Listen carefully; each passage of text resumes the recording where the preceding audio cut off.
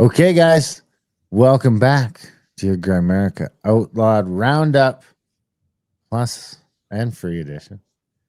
December 8th already. I mean, I don't know if time is accelerating Oh yeah. or what is going on, but it just seems to keep going because this is Baby Nostradamus and Neanderthal Love Affair.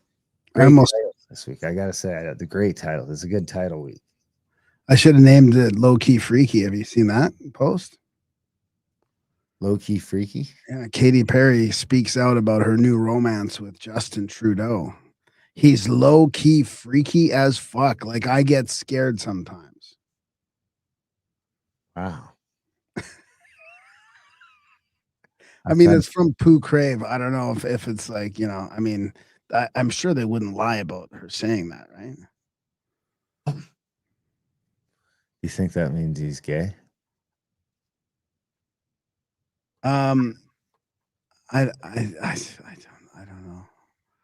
don't know what it means. I really Honestly, it's hard to believe it's been 3 weeks already, I guess, since I got back from the Azores. I went by like fucking like that. That's crazy. That's fucking crazy. I know. It's very, and that's what is that how long that I've had that COVID hanging around for? I guess No. it's only been 2.5 weeks actually. Yeah. Man, that really split up stuffed up from the sickness. It's just driving me nuts. I was so bent on not ever getting sick, this winter, and it's just so frustrating. That really broke up November was just gone for me. It's funny because I was like, I get paid at the end of the month and stuff, so it was like it was the first time in my lifetime, I think, that I was ever surprised by my paycheck. Yeah, I'm like looking at it and waiting for it, but I was just like, holy fuck, how can it already be the end of the month? But here we are. I mean, I don't know. I was looking at some stuff that said time is accelerating as we get closer to the cataclysm. Yeah. I could just because we're getting older. See, I have kids that are growing up like weeds, so sometimes I attributed some of it to that, but you don't. And you know what else? Like I was saying on the show with Richard and Scott last night, I do attribute some of time speeding up to just not having to grind it out at a day job. Yeah. It's like when I'm having more fun doing my job and doing all of it is just a little more enjoyable. Yeah. So the time just sort of slips away on you. That's what I think too. Yeah. Definitely. So I don't know. Where do you want to start? Do you want to start with? I got stuff from all over the map. I have a pretty Israeli heavy second half for sure. Okay. And what do we got? I got this super long Admiral Byrd stuff that's like it's like a 10-minute clip that we could sort of shut down whenever we want. I know it. Let's start with this one. I got this one here. Well, now I want to play this clip and tell me what it makes you. I want to see if anything comes to mind.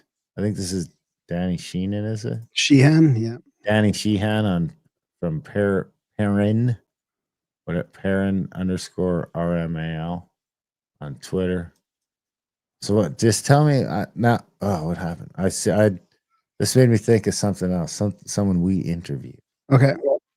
So what they've done is they started looking for people who are psychic to begin with, to get them to do it, and then they realized that that young children tend to be more psychic when they're younger, and then the culture kind of trains it out of them, attacks them for being weird or something's wrong with you, and that they untrain them to do this, so that they were searching for kids, and they were starting to recruit kids from military bases. They would go into the schools on the military base, and they would go into the families of intelligence officers and stuff to get their kids and test them, because they wanted to kind of keep it in-house so that it wouldn't leak out what they were doing. So they had this entire thing called the GATE program of recruiting young psychic kids. And then they started going into some of the public schools actually looking for them. And they would offer them a position in the GATE program. They would go and meet with their parents and give them large grants to the parents to authorize them to take their child and bring them to one of these GATE schools where they were going to give them special training and full scholarships to go to college and all of that, and that they were searching for the psychic kids. And You know, where are these gate schools? That's where are these what? The gate schools. There's one All over. at the base of the Grumman field in the Southwest. There's a place there where they've actually recruited some of the parents, pay them to come to the base and help cook food and take care of the kids. You know, it's there's a whole program like these things going on. And these kids matriculate and then go to college? Yeah. And have you spoken with them? I've talked to the people who have spoken to them. Wow. Yeah. And do these kids live normal lives with this? Do they retain their psychic abilities after the training? Some leave the program and don't want to be in it because they realize that it's kind of a weapons program, that they're actually training them to try to pilot these craft for military purposes, and they don't want to have anything to do with it. You know, so they're looking for psychic or opposition to this program. But these things are going on right now. So they're looking for psychic UAP controllers, like pilots. Well, that's what he said at the end. Yeah. It reminds me of Dave McGowan. I mean, because they have those, right? Is that what you're thinking? That's exactly what I was thinking. Minus the UAP, but because they were looking at all the military kids, like the Doors, but it was more from an artistic point of view. Why not? Why wouldn't they have the same program?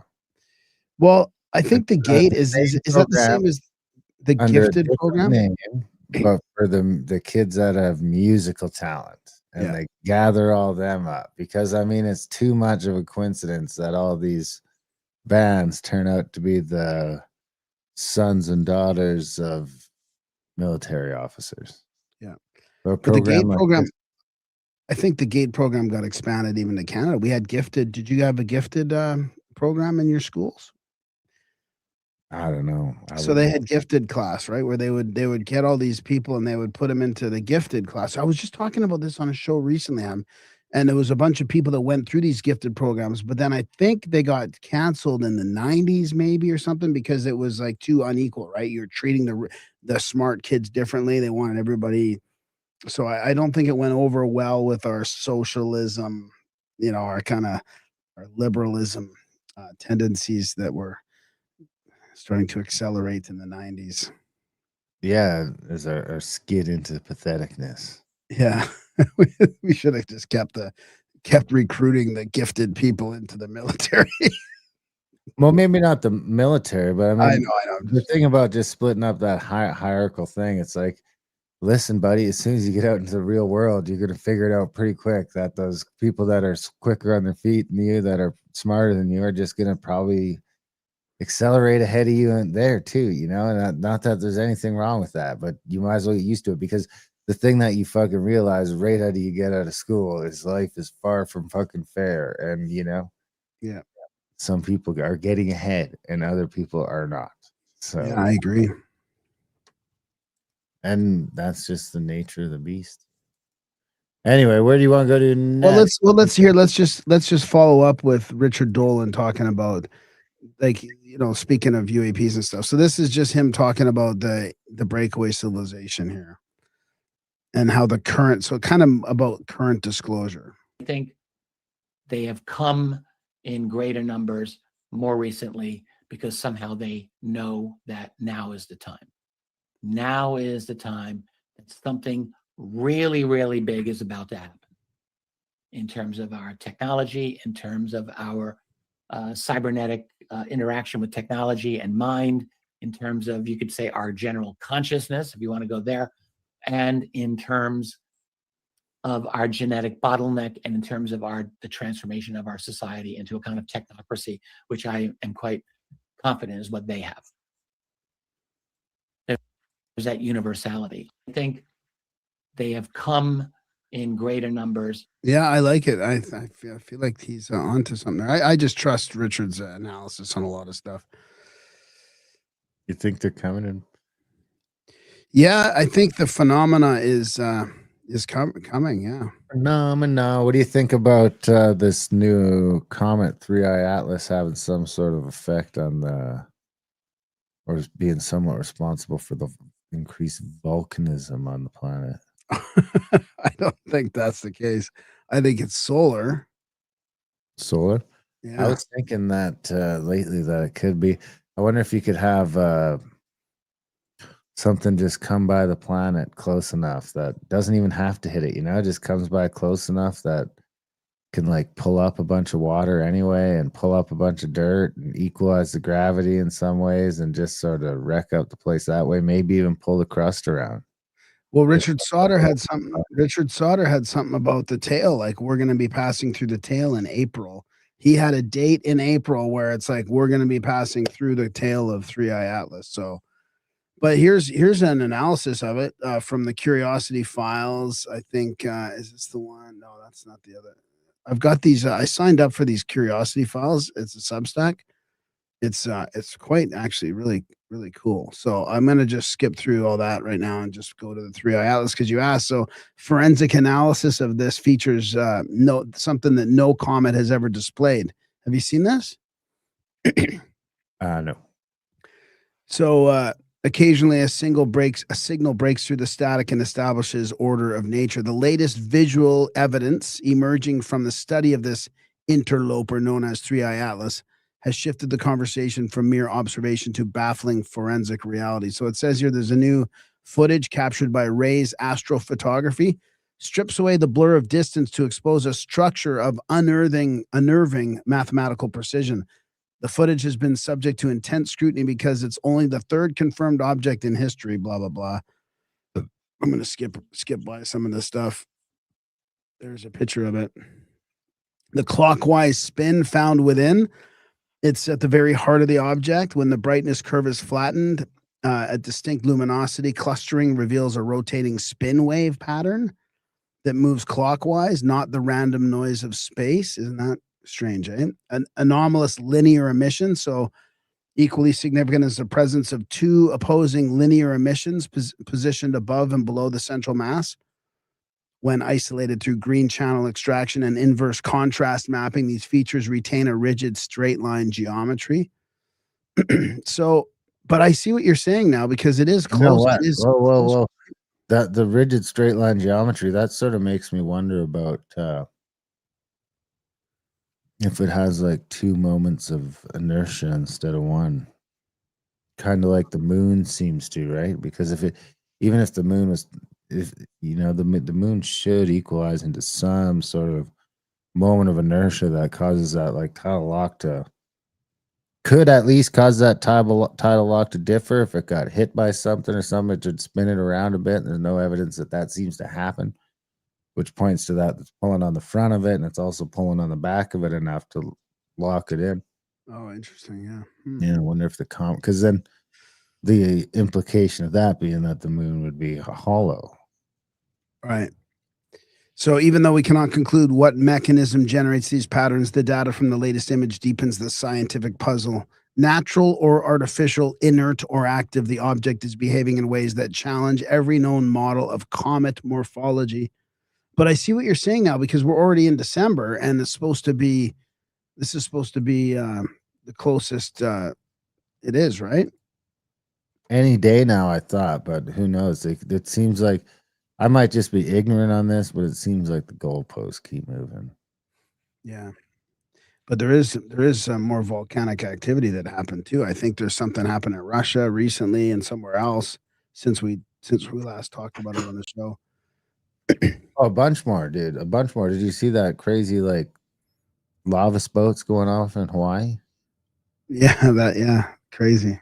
And then there's a bunch of people freaking out right now about the Vancouver one. Not the Vancouver, but the one off the coast that fault. San Andreas Fault? Yeah. Holy All shit. right, you want to go to Baby Nostradamus? Sure, let's do that. It's kind of a longer clip, but I know which one this is. have you seen it already? I had a hard time watching it, so It's hard to watch. Do you think it's real? I don't know.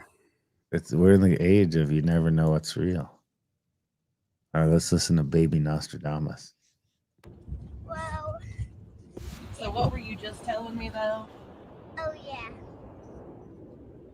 There's gonna be a tsunami and flood, but they call it the flood 2.0.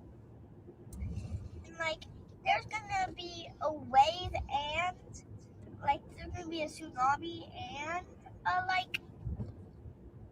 a flood. Yeah. And then the tsunami's gonna be 800 meters in the air. I wonder how that looks. 800 meters. I don't even know how big 800 meters is. That's a half a mile. Yeah. Exactly a half a mile. So that'd be like 2,500 feet. Like I wonder how Buddy's, that Buddy that does those video graphics of it. I wonder how that fits in with his model. So, well, the interesting thing about the 3-Eye Atlas stuff, whatever's going on there, and I don't know anything about it if it's real or not, but I'm just listening to Velikovsky's one book there. What's it called? Worlds in Collision. And there's a chapter on all these ancient texts that talk about comets in the sky right before cataclysm that could be seen during the day, or comets that got so close to Earth that the Earth's gravity was like pulling its tail around. No way. And then that caused shit to go down on Earth. I was actually wondering lately if that, because there was something going on about around the time Caesar was killed, which had to be like what, 200 BC or something like that, in around there. There being a comet that you could see during the day. I got to dig into that a little bit more, because in these books you just hear shit and then you got to dig into it to find out if that's bullshit or go to the original source. Yeah. But that got me thinking to, maybe there's more to like the year zero than just the BC AD bullcrap. Maybe it's like a reset. Or there seems to be some mud flood that could have happened in there somewhere. I don't know.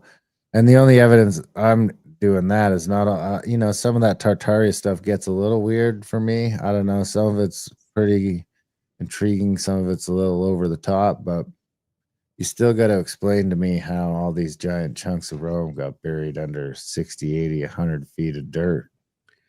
Well, you know what the Ragnarok book talks about this quite a bit, is that's the drift, right?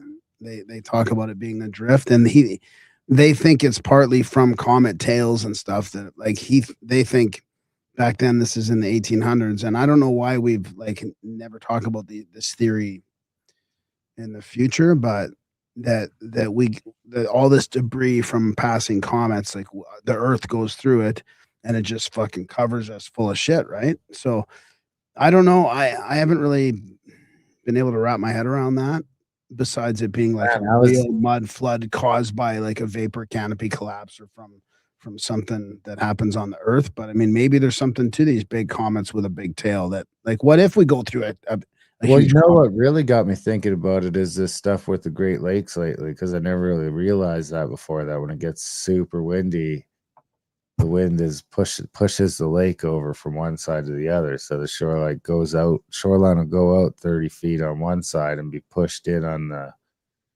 the other side. And it's like, man, and the moon's pulling the shit around, and it's like, man, it might not take much because the water, you got to think that there's way more water there than you realize, because there's like the weight of the water is crushing it down. So if there was just anything to sort of release the pressure from the weight of the water on itself, it's like it wants to, that bottom, there's like that bottom water wants to expand. So it might not take much to pull that shit up over the land.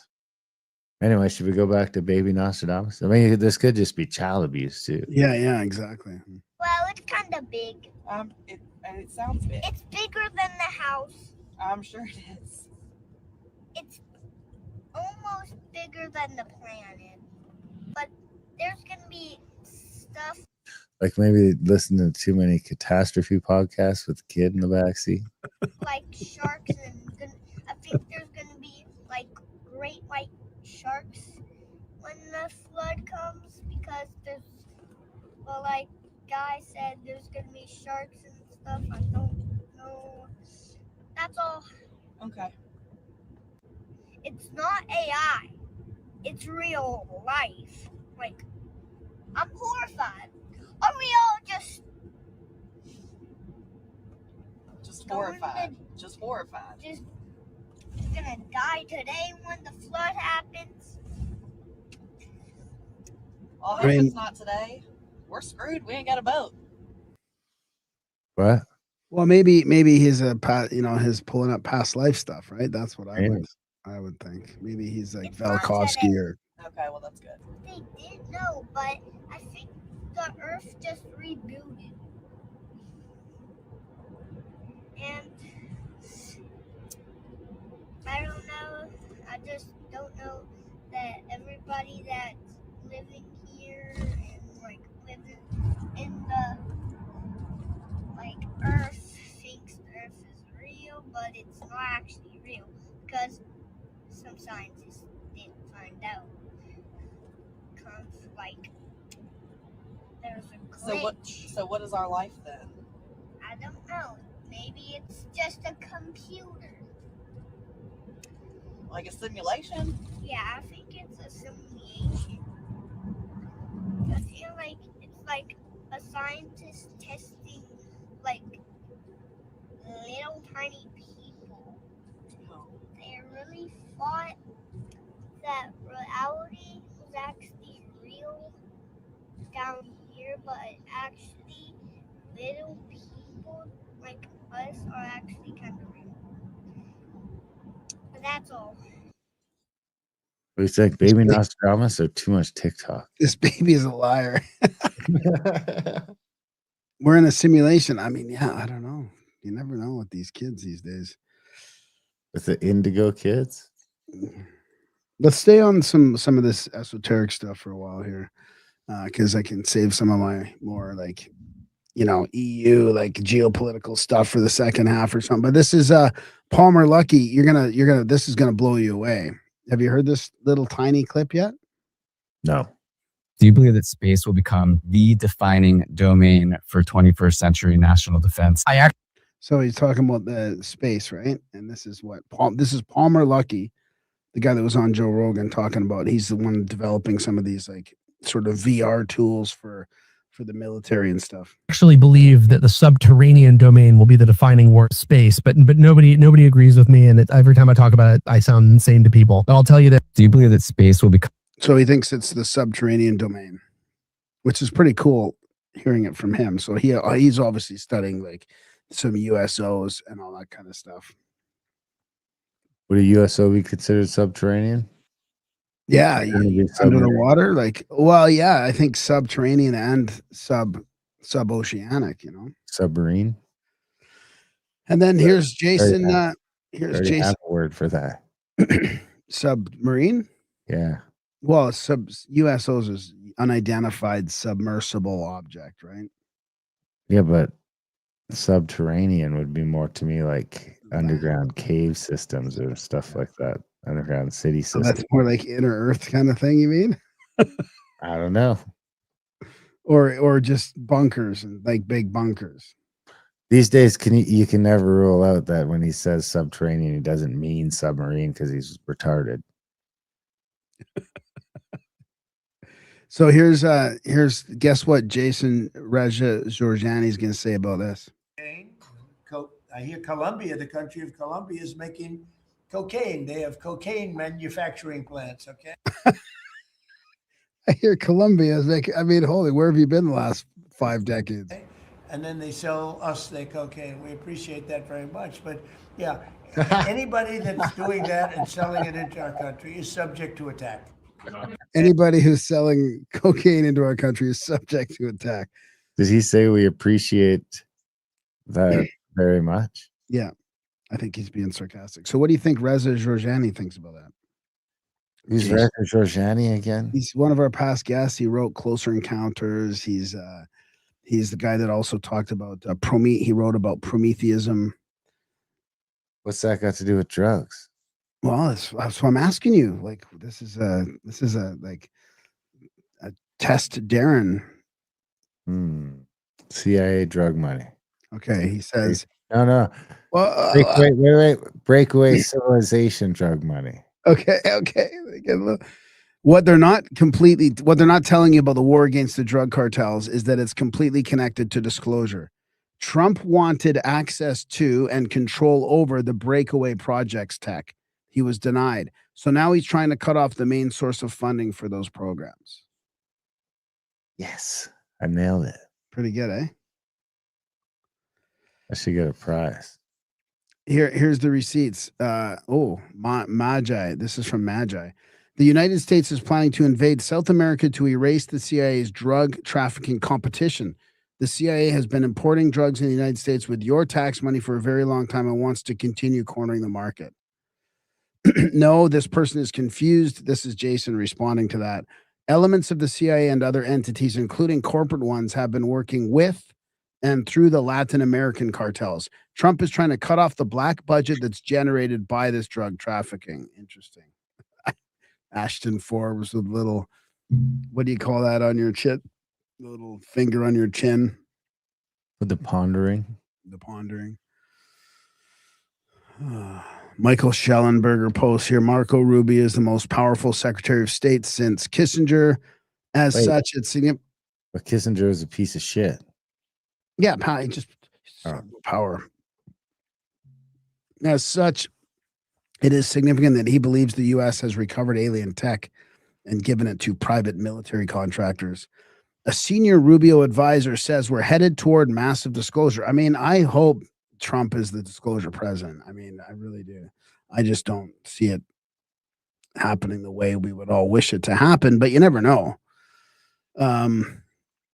Interesting that Rubio apparently sort of poo-pooed that whole age of disclosure thing and kind of just made light of the whole thing. So I don't know what that tells us about how maybe Rubio's just waiting for the right timing or something, but poo-poo. All right, well, let's go. I mean, there's no time like this. Then we're talking about inner earth and that kind of stuff to, I guess, go to this Admiral Byrd one that I could have cut down, but I just didn't get around to it. But I do want to play it, so just tell me when you've had enough of it. 47. The land beyond the poles. The exploration flight over the North Pole. The inner Earth. My secret diary. I must write this diary in secrecy and obscurity. It concerns my Arctic flight of the 19th day of February in the year of 1947. There comes a time when the rationality of men must fade into insignificance, and one must accept the inevitability of the truth. I am not at liberty to disclose the following documentation at this writing. Perhaps it shall never see the light of public scrutiny. But I must do my duty and record here for all to read one day. In a world of greed and exploitation of certain of mankind, one can no longer suppress that which is truth. Flight log, Base Camp Arctic. February 19th, 1947. 0600 hours. All preparations are complete for our flight northward, and we are airborne with full fuel tanks at 0610 hours. 0910 hours. Vast ice and snow below. 0915 hours. In the distance is what appears to be mountains. 1000 hours. We are crossing. Wouldn't it be awesome to be fucking doing this back in the day when like no one's been there yet and you're just like ripping out there to check shit out for the first time? I could do planes maybe. I've been watching stuff on YouTube lately about the first dudes trying to go up through the Arctic and boats, and a lot of those turned into real horror stories. So I don't know about that so much. I did watch. Dude, that's why there's a whole genre of fantasy / sci-fi / fiction based on fact novels from back then. I mean, we've got 6 or 7 of them on our adult brain, like on our. I mean, these like there's a whole. People were constantly fascinated by this, and you wonder how much of it is like real and how much of it is like there's the Smoky God, Paradise Found. Well, Paradise Found is kind of less of a novel and more of kind of a documented thing. The Iron Republic, H.P. Lovecraft's The Mountains of Madness. There's a whole bunch of them. Where Erewhon, Edidorpa. I mean, what, like, why were they so fascinated by it? I don't know. Crossing over the small mountain range and still proceeding northward as best as can be ascertained. Beyond the mountain range is what appears to be a valley with a small river or stream running through the center portion. There should be no green valley below. Something is definitely wrong and abnormal here. We should be over ice and snow. To the port side are great forests growing on the mountain slopes. Our navigation instruments are still spinning. The gyroscope is oscillating back and forth. 10:05 hours. I alter altitude to 1400 feet and execute a sharp left turn to better examine the valley below. It is green with either moss or a type of tight-knit grass. The light here seems different. I cannot see the sun anymore. We make another left turn and we spot what seems to be a large animal of some kind below us. It appears to be an elephant. No, it looks more like a mammoth. This is incredible, yet there it is. Decrease altitude to 1,000 feet and take binoculars to better examine the animal. It is confirmed. It is definitely a mammoth-like animal. Report this to base camp. 10:30 hours. The external temperature indicator reads 74 degrees Fahrenheit. Continuing on our heading now. Navigation instruments seem normal now. I am puzzled over their actions. Attempt to contact base camp. Radio is not functioning. 11:30 hours. Countryside below is more level and normal, if I may use that word. Ahead we spot what seems to be a city. This is impossible. Aircraft seems light and oddly buoyant. The controls refuse to respond. My God, off our port and starboard wings are a strange type of aircraft. They are closing rapidly alongside. They are disc-shaped and have a radiant quality to them. They're close enough now to see the markings on them. It is a type of swastika. This is fantastic. Where are we? What has happened? I tug at the controls again. They will not respond. We are caught in an invisible vice grip of some type. 11:35 hours. Our radio crackles and a voice comes through in English with what perhaps is a slight Nordic or Germanic accent. The message is, "Welcome, Admiral, to our domain. We shall land you in exactly 7 minutes. Relax, Admiral. You're in good hands. I know." You want to keep going, or? I don't know. Sure. The engines of our plane have stopped running. The aircraft is under some strange control and is now turning itself. The controls are useless. 11:40 hours. Another radio message received. We begin the landing process now, and in moments the plane shudders slightly and begins a descent as though caught in some great unseen elevator. The downward motion is negligible, and we touch down with only a slight jolt. 11:45 hours. I am making a hasty last entry in the flight log. Several men are approaching on foot toward our aircraft. They are tall with blonde hair. In the distance is a large shimmering city, pulsating with rainbow hues of color. I do not know what's going to happen now, but I see no signs of weapons on those approaching. I hear now a voice ordering me by name to open the cargo door. I comply. End log. I mean, it sounds like it's right out of that genre of books I was just talking about. You think he was writing a book? No, I think that's his journal. I mean, I don't think anybody's really debunked that. It seems too fantastic right now listening to it like that, but I don't think anybody's really debunked that it's been fake or anything. Yeah, I don't know. It's where do you want to go next? Well, I mean, I'd like to go to your backyard. My backyard? Yeah, Jay Anderson posts this. Doesn't Jay live in Europe? Yeah. But this is a glowing sphere that appeared without warning over Alberta. I was kind of saving it from last week. As residents watched as it hovered, then vanished without a trace. I mean, look at this thing. It really does look like that. Doesn't look fake. And it doesn't look like a sun because it looks like in this top one here, you can kind of see the green behind it. What do you think that is? Yeah, ball lightning. Yeah, that's what I was thinking too. What is ball lightning? Rare weather phenomena. That'd be cool to see. Yeah.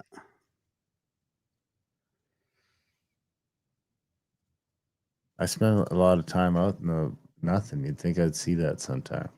One of the biggest ball lightnings I've ever seen. Scientists still don't know how to make them or what exactly causes them. Personally, I believe they're UAPs that get hit by lightning and end up drunk or stunned till rebooting. Basically, cloaking field drops. Oh, I like that. That's a good. I wonder if what happened if you touched one or shot one. Well, it says here they're not to be messed with. They caused injuries to people and incinerated animals. They had profound negative effects on people's health. If you see a blue orb, run like hell, Dr. Colm Kelleher. Good to know. And yeah, I mean, I guess it's the orange orbs that are okay then, and the blue ones are not good. Funny how nature color coordinates things like that for you. Yeah. You want to go to Evolution is a Lie? Sure. But this is Real Don Keith on Twitter. Is it true that the discovery of soft tissue in dinosaur fossils completely upends the evolutionary view of dinosaurs? Well, I think so, because if you'd have asked an evolutionist 30 years ago if we'd ever find soft tissue in dinosaur fossils, he'd say no, because dinosaurs died out millions of years ago. But there are dozens and dozens and dozens of examples where they've not only found soft tissue, but ligaments, red blood cells, and even more recently, where they found unfossilized DNA in the fossils of dinosaurs. Now, DNA is a very, very fragile molecule. Even if you were to freeze it, it would still decay. It would have a maximum life of about 125,000 years, yet the last dinosaur supposedly died out 66 million years ago. And while evolutionists may resort to special pleading, iron-rich solutions that may preserve this soft tissue, it's actually been found to do the opposite. It actually decays soft tissue. Is it true that the discovery of soft tissue in... Have you heard of this before? I can't hear you. No, it's good. I like it. What does Grok say? What do you want me to ask him? Ask him about does soft tissue in dinosaurs mean that they need to be younger than 125,000 years?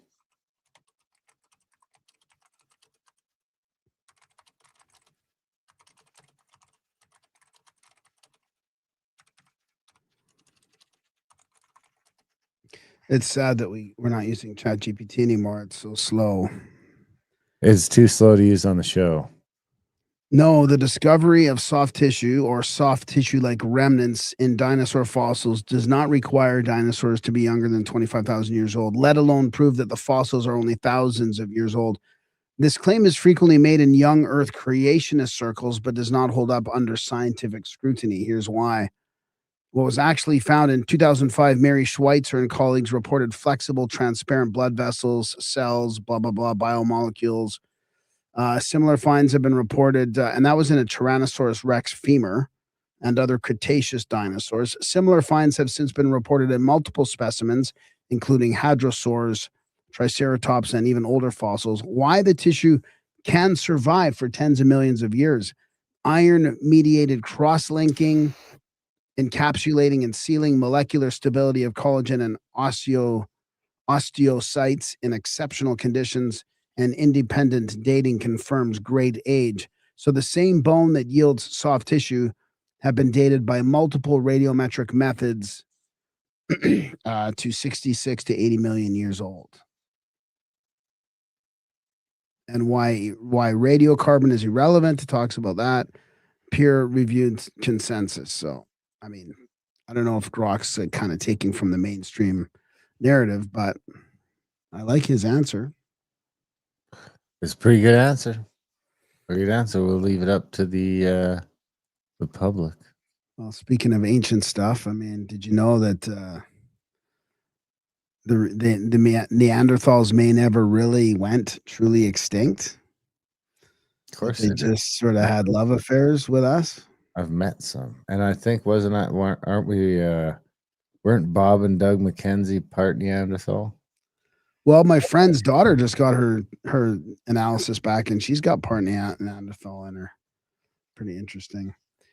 They may have never gone truly extinct, according to new research, at least not in the genetic sense. A new math model has explored a fascinating scenario in which Neanderthals gradually disappeared, not through true extinction, but through genetic absorption into a more prolific species. Maybe this seems obvious. I don't know. But according to the analysis, the long and drawn out love affair between Homo sapiens and Neanderthals could have led to almost complete genetic absorption within 10,000 to 30,000 years. It's simple and not regional, but it provides a robust explanation for the observed Neanderthal demise, argue computational chemist Andrea Amadei from the University of Rome. Once the idea that Neanderthals and Homo sapiens interbred was a radical notion, and yet now modern genome studies and archaeological evidence have provided strong evidence that our two lineages were hooking up and reproducing right across Eurasia for tens of thousands of years. Today, people of non-African ancestry have inherited about 1 to 4% of their DNA from Neanderthals. No one knows why they disappeared from the face of our planet roughly 40,000 years ago, but experts tend to agree that there are probably numerous factors that played a role, like environmental changes, loss of genetic diversity, or competition with Homo sapiens. Like all models, this new one is based on imperfect assumptions. It uses birth rates of modern hunter-gatherer tribes to predict how quickly small Neanderthal tribes would have been engulfed by a much larger human population, given how frequently it seems that we were interbreeding. But here's the map. So there's Denisova way over here in, looks like sort of central North Russia. And then here's, look at this big blob here in the Near East. So that's right, like at the top of Saudi Arabia, right in Israel, Egypt, Turkey, underneath the Black and the Caspian Sea, where most of them seem to be. And the results are consistent with recent archaeological discoveries and align with the body of evidence that suggests the decline of Neanderthals in Europe was gradual rather than sudden. And that's it for that one. Ba-da-ba-ba. I can keep going on these this curiosity files if you want. This is a quick one here. This is astronomers discovered a giant interstellar tunnel that may secretly link our solar system to other galaxies. Have you heard about this? Ooh. I mean, this is just like right out of, Where is sci-fi it? again, right? I don't know. For decades, space between the stars was thought to be mostly empty, a vacuum punctuated by the occasional dust cloud or rogue particle. But new observations challenge that belief. According to recent published findings by a research team at the Max Planck Institute for Extraterrestrial Physics, our solar system may be embedded within a vast structure of low density, high temperature gas, complete with branching tunnel that links it to distant regions of the galaxy. Using data from the X-Rosetta X-ray telescope, scientists have identified a possible corridor of hot plasma. Again, we get into this plasma. Hot plasma extending from the local hot bubble, the low-density region of space that contains our solar system. So low-density region of space that contains our solar system towards the Centaurus and Canis major constellations. Wow.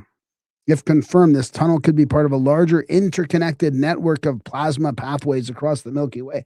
I mean, why isn't this huge story right now?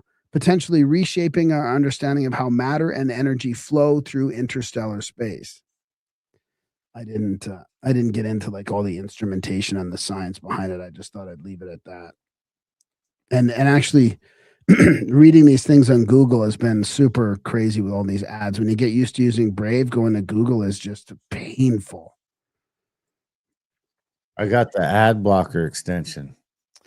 Yeah, that's good. And then there's this Moai one. I thought we'd kind of advertise our Easter Island trip here. Contactcap.com. This is from the Debrief. This is Micah Hanks's website. Hundreds of Easter Island Moai statues can now be explored in unprecedented detail thanks to this interactive 3D model. So it says a team of archaeologists at Binghamton University combined over 22,000 images of the primary quarry on Rapa Nui to create the first ever interactive 3D model. Unlike the more famous coastal platform that contains over a dozen Moai statues facing the ocean, the 3D model's creator chose the quarry because it contains over 1,000 statues in various forms of completion. Now we get to see that, right? We get to go to the quarry. Yeah. Because that's apparently incredible. Like the study also found evidence that the quarry was used by several different tribes working alongside each other. There's a map. Is that a map of the whole island right there, or That'd be the whole island. is that holy? Let's see if I highlighted anything else here. I wanted to sort of skip through this. By the completion of the aerial sorties, the team had successfully captured around 22,000 images, 30-meter increments. He said it was amazing how far the technology that allowed the team to collect data and create this interactive VR model of the quarry. Users who want to explore the model will find a variety of built-in controls, functions, including ability to zoom in and pan across individual statues and quarry features.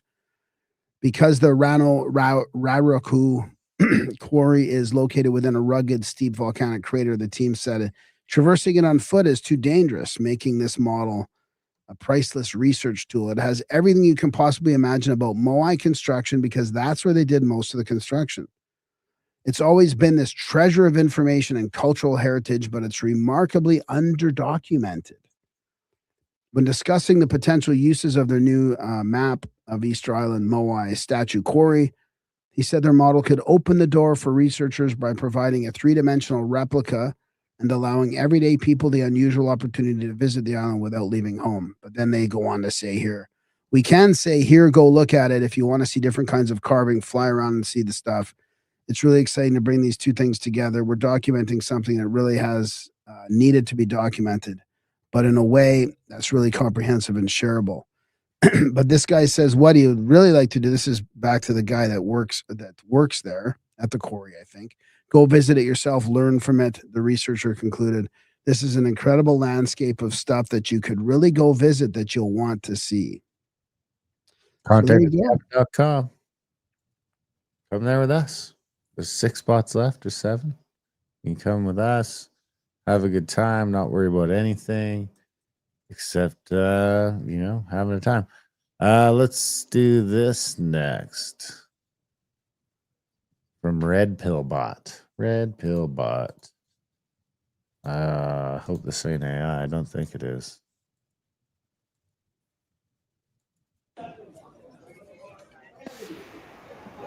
We were warned in. This is not prophecy, but prediction.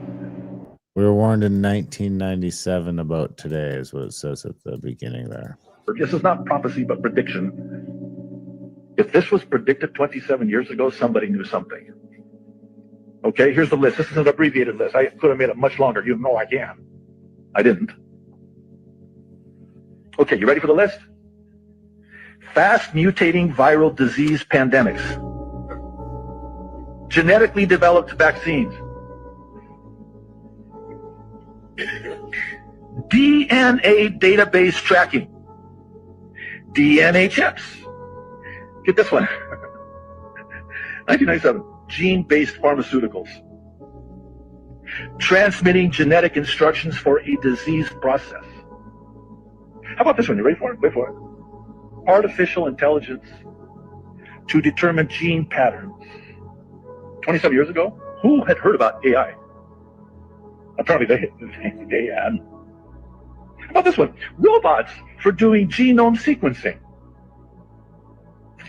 And then, this one blew me away. Using recombinant DNA for making spike proteins. 1997? Wow, that's crazy. It gets even worse. Smart homes. They have a whole chapter on smart homes / smart cities. This one will absolutely floor you. It did me. In 1997, and this is, you can do the word search and research yourself. They predicted, not 2025, but by 2020, that people would be working from home virtually. Oh, come on. Nuclear devices causing widespread contamination. Nanotech devices, this stuff was never even heard of.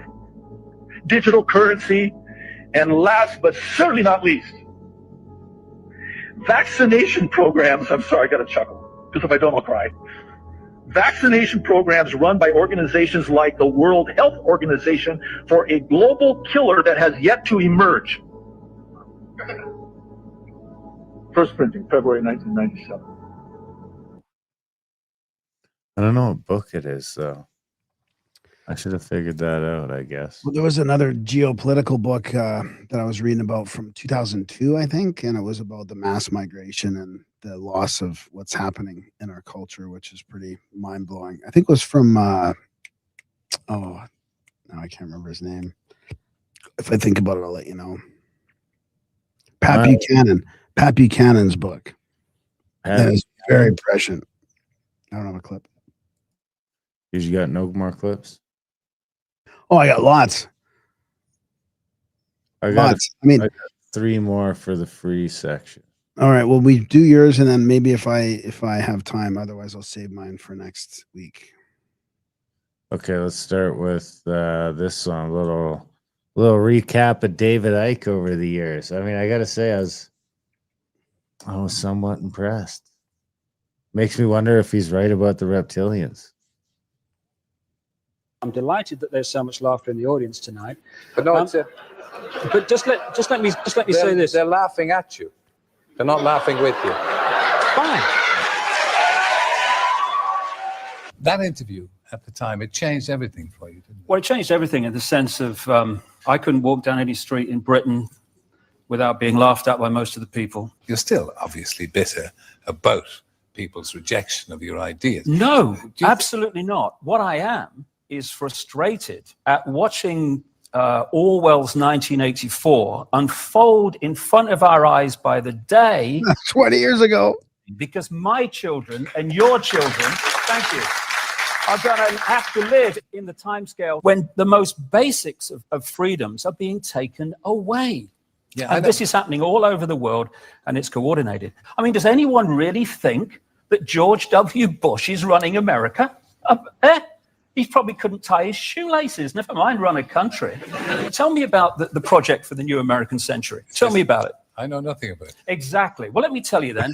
In the 1990s, an organization was created in America called the Project for the New American Century, calling for a series of conquests of countries, one of which was Iraq. No, but honestly, you say to me, America is an open society, isn't it? Oh, please! It's not an open society. Well, I thought in my innocence that most Americans would know what was going on in America. God! But it's all you know it all, and you see how preposterous it is. What, the fact that you think America's an open society? No. Absolutely ludicrous, Terry. I've never heard anything so stupid in your life. Okay. Thank you, ladies and gentlemen. David Icke, thank you. Good luck with. I mean, he seems to be ahead of his time, right? Yeah, it is interesting, especially now with all the immigration, like the Great Replacement conspiracy and all that. Right? People were talking about mass migration 20 years ago. Everybody thought you're crazy or you're racist, and now we're actually seeing the disastrous effects of it. All right, here's Mossad on Joe Rogan. Well, you ask a question about evil. It's worth investigating. What is it? My position on this has changed radically. So it used to be that I would say that I thought evil was an extremely rare phenomenon. And the reason that I thought it was extremely rare is because it's a terrible strategy, right? If we say that ruthlessness, doing anything to get ahead, is a good strategy, right? Because you can always not do stuff, right? You have every move available to you if you're just perfectly amoral. But evil has to be something beyond amoral. Evil has to be something that intentionally does harm, that delights in it, right? In order to merit that term. Mm-hmm. That's not a good strategy, right? You want, if game theoretically, the ideal strategy is perfect amorality, because it can behave morally when that's advantageous, and it can behave immorally when that's advantageous. That is inherently the best. I'm not saying it's good, it's not defensible, but I'm saying just game theoretically, that is going to be the most effective strategy, is one that can be moral and amoral, or can behave in whatever way is ideal for the individual circumstance. To delight in doing harm is to miss the opportunity to be good when it's the right thing to do. So I would have expected evil to be a very rare phenomenon because it's self-extinguishing, right? If you're doing harm for its own sake, that's not a way to get ahead. You'll be outcompeted by people who are amoral at the very least.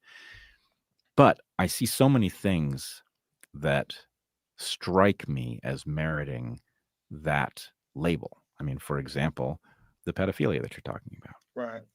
I don't understand the ability to destroy a child for your own gratification. Like, I'm sorry, that merits the term. And it apparently is more common than most of us have believed until recently. What do you think? That's kind of big stage to hear them, you know? Yeah, I listened to that whole interview. It was really good. Yeah. Did you? They went pretty deep into a lot of that stuff. I like him. I like him. I don't think he's Mossad. You don't think he's Mossad? You don't think Mossad Boy's Mossad? Well, maybe his brother is. I don't know. What do Yeah, you his think? brother probably is. But And he's just the not Mossad, also famous brother.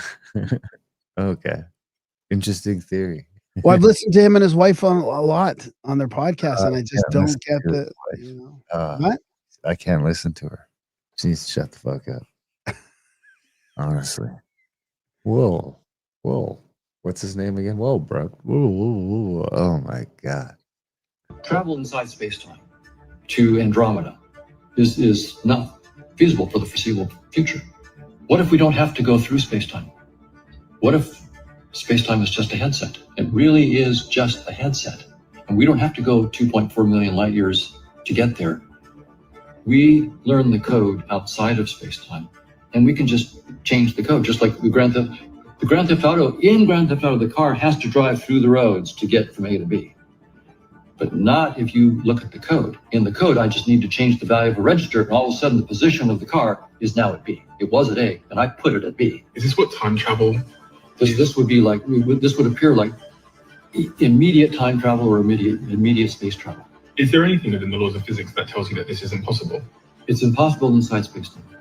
If you only use, so inside space-time, it's impossible. But outside of what we know about space-time? A theory that's outside of space-time that properly contains space-time as a projection of the theory allows us to then build technologies that aren't restricted to space-time.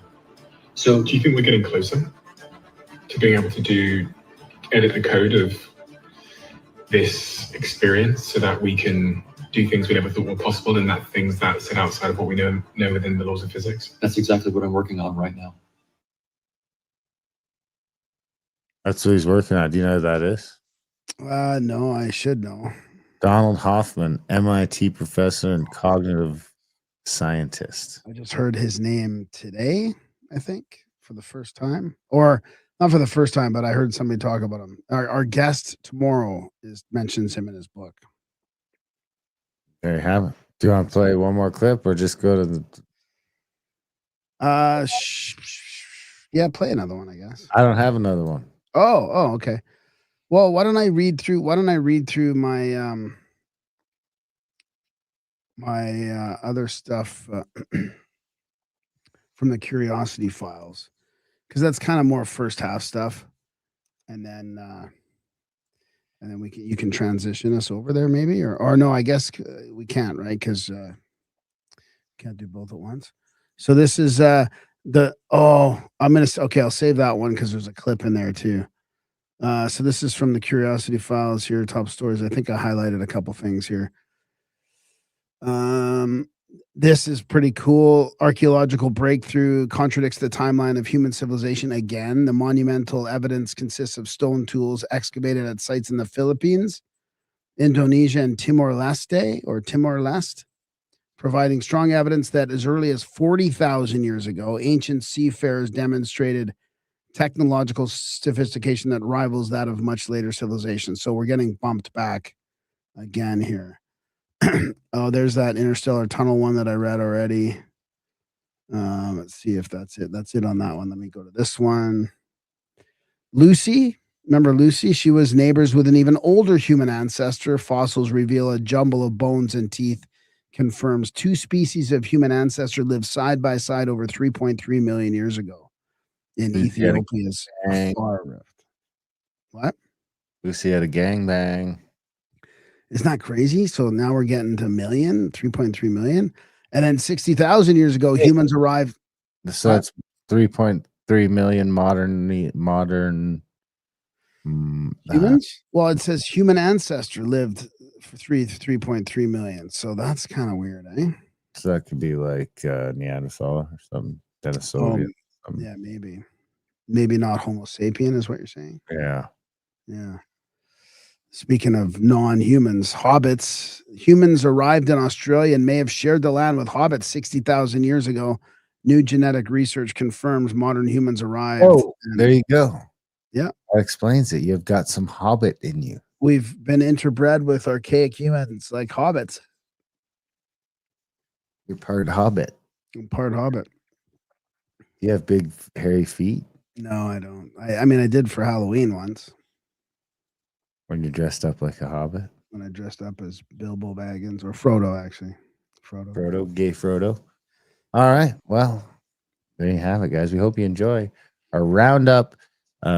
If you do enjoy it, let us know. Spamgram, gram@grammatica.com. Also, the best way, if you do enjoy it, is to sign up at grammaticoutlawed.ca for $6 a month and get the second half, where we get into more spicy stuff and just keep rounding up. And it's a good time.